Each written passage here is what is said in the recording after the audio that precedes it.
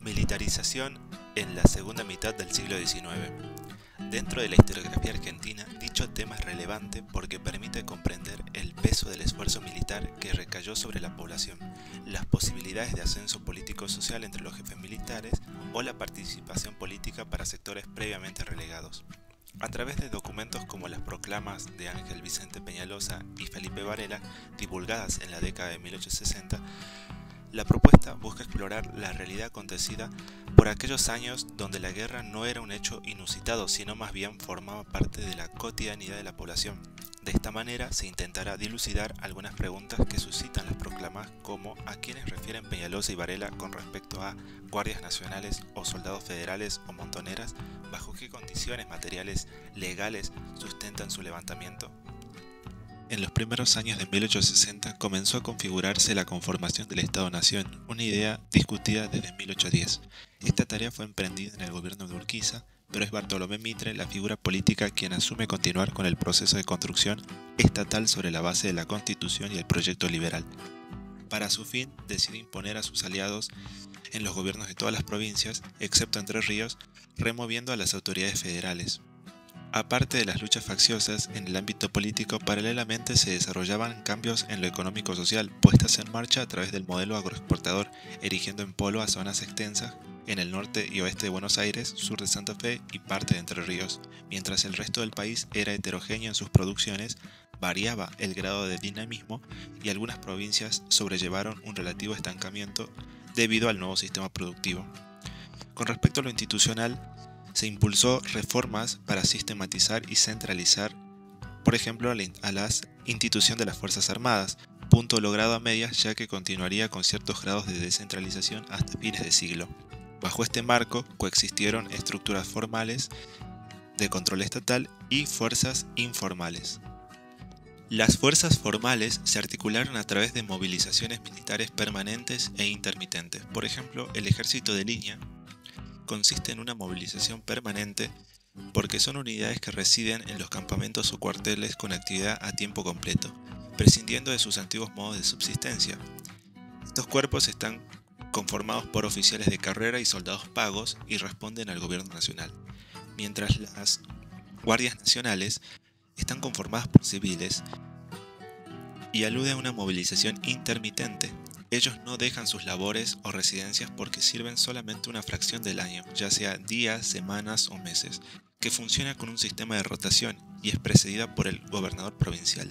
Este último cuerpo se establece bajo el principio cívico-patriótico del ciudadano en armas. ¿Qué quiere decir esto? Que como institución se desempeña en dos instancias clave del ejercicio de soberanía popular. Por un lado, ejercer el derecho a voto se vincula necesariamente con el enrolamiento. La misma conllevó a los gobiernos de turno disputarse la adhesión y control de los batallones de guardia. Y por otro lado, la Constitución y los principios de la Guardia permitieron entender como un acto patriótico la acción de empuñar las armas frente a un gobierno considerado despótico o bien a un proceso electoral comprendido como fraudulento. Este punto permitió a muchos caudillos y gobiernos provinciales, mediante el acceso a recursos militares, llevar adelante levantamientos. Bajo este principio o derecho, justificaban su rebelión, por ejemplo, el Chacho y Varela. De igual forma, las fuerzas informales eran movilizaciones intermitentes, conocidas como montoneras. En ellas convergen los gauchos, quienes según los funcionarios estatales de la época eran aquellos cuya residencia y estilo de vida se basaba en la ruralidad. El término abarcaba a grupos étnicos varios, indios, mestizos africanos, y en ocasiones se expresaba con notaciones de clase y cultural. Durante las luchas políticas en 1860 las autoridades le agregaron el mote de bandido en relación a su afiliación federal. Por consiguiente, también se le asoció al término de montonero, cuya denominación se aplicaba a los sujetos que se rebelaban contra el gobierno nacional. Algunas motivaciones materiales inmediatas que movilizaron a los habitantes de la campaña fueron el acceso a comer carne, proveerse de calzado y ropa, considerado un derecho adquirido, remuneración en dinero, que significó trabajo, sobre todo en economías del interior. Los jefes estaban encargados de proporcionarles dichos efectos.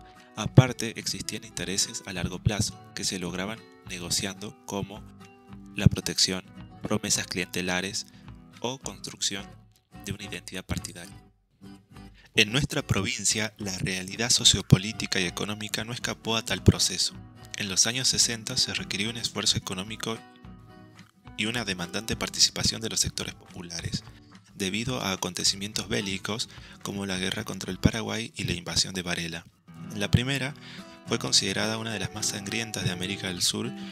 Jujuy envió un contingente aproximadamente de 200 hombres, la mayoría procedente de los Valles Bajos, en 1866, y a mediados de 1867 hasta inicios de 1869, la provincia desplegó esfuerzos en dos momentos para repeler a Varela. En el último, requirió la participación de una mayoría de hombres de la Puna y Quebrada. Tal coyuntura generó gastos y redujo ingresos. La emergencia económica demandó al gobierno resolver los múltiples reclamos eximiendo impuestos a diferentes sectores de la población, mientras los principales gastos fueron sueldos, auxilios, fletes que posteriormente fueron repuestos por nación. Por otro lado, las unidades militares funcionaban como espacios de emergencia de líderes políticos y militares. El ejemplo lo encontramos en Laureano Saravia, un comerciante importante del departamento de Santa Catalina, quien a través de la institución encauzó la construcción de un liderazgo alcanzando el nombramiento de comandante de las fuerzas movilizadas del norte en el enfrentamiento con Varela, desde cuya posición le permitió trascender la jurisdicción local, ya que tejió vinculaciones con los demás jefes de los demás departamentos, todos subalternos suyos, y articular con las altas esferas gubernamentales de Jujuy. De esta manera, para finalizar, los autores revisados dan el pie para discutir ciertos temas, a saber, la participación del sector popular en relación a su agencia como sujeto activo y no pasivo, con respecto a romper con aquellas perspectivas unidireccionales, dominante y dominados, cuando en realidad estuvieron mediadas por una relación negociada. Muchas gracias.